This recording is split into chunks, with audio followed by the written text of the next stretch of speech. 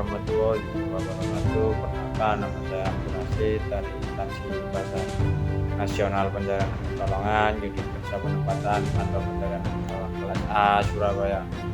Saya dari angkatan 14 kelompok 1 2. Pada kesempatan ini saya akan memberikan sedikit pengalaman belajar saya mengikuti Latsar di hari pertama pada pembelajaran agenda hari 3 yang diampu oleh Bapak Abdi Abdillah. Pada materi tersebut kita membahas dua materi. Yang pertama yaitu SMART ASN dan manajemen ASN. Kedua materi sangat penting bagi kita untuk menjalankan tugas dalam sehari-harian kita. Di sini saya akan mengulas satu persatu materi yang telah disampaikan, yaitu tentang manajemen ASN. Manajemen ASN adalah serangkaian proses pengolahan ASN untuk mewujudkan ASN profesional dengan hasil kerja tinggi dan perilaku sesuai dasar ASN, bebas dari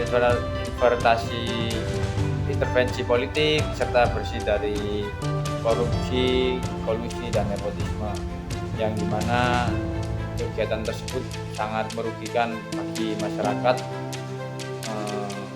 yang untuk mengambil keuntungan pribadi maupun kelompok.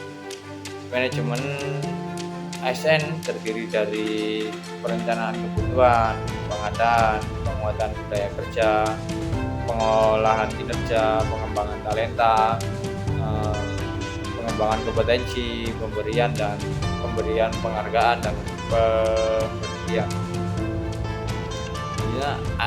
ASN adalah aparatur sipil negara yang profesi bagi pegawai sipil dan pegawai pemerintah dengan perjanjian kerja yang bekerja pada instansi pemerintah, diangkat oleh pejabat pembina kepegawaian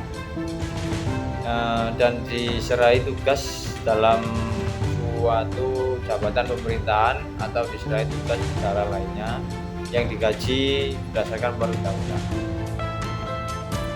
ASN memiliki 3 fungsi untuk mendukung pemerintahan, yaitu yang pertama sebagai pelaksana kebijakan publik, yang dimana ASN melaksanakan kebijakan publik dibuat oleh pejabat pembina kepegawaian sesuai dengan peraturan perundang-undangan. Yang kedua yaitu pelayanan publik.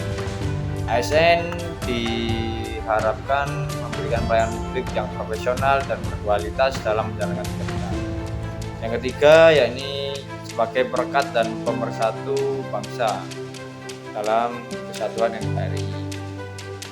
ASN harus memegang teguh nilai dasar berakhlak, yaitu yang pertama berorientasi pada layanan, akuntabel, kompeten, harmonis, loyal, adaptif, serta kolaboratif. Nilai-nilai ini menjadi pedoman perilaku ASN dalam bekerja dan berinteraksi dalam menjalankan tugas-tugasnya. Pegawai ASN terdiri dari 2, yakni PNS dan P3K. Perbedaannya utama dari PNS dan P3K adalah status kepegawaian dan masa kerja, di mana PNS berstatus sebagai tetap dengan jenjang karir tanpa batas waktu tertentu dan berpeluang pensiun, sedangkan P3K berstatus pegawai kontrak dengan perjanjian kerja yang memiliki jangka waktu tanpa jaminan pensiun. Kemudian kita membahas jabatan, adalah kedudukan yang menunjukkan fungsi, tugas, tanggung jawab, wewenang dan hak seorang pegawai ASN dalam suatu satuan organisasi, yang dimana jabatan dibagi menjadi 2, yakni jabatan manajerial dan jabatan non manajerial. Jabatan manajerial memiliki fungsi untuk memimpin unit organisasi dan memiliki pegawai yang berkedudukan langsung di bawahnya.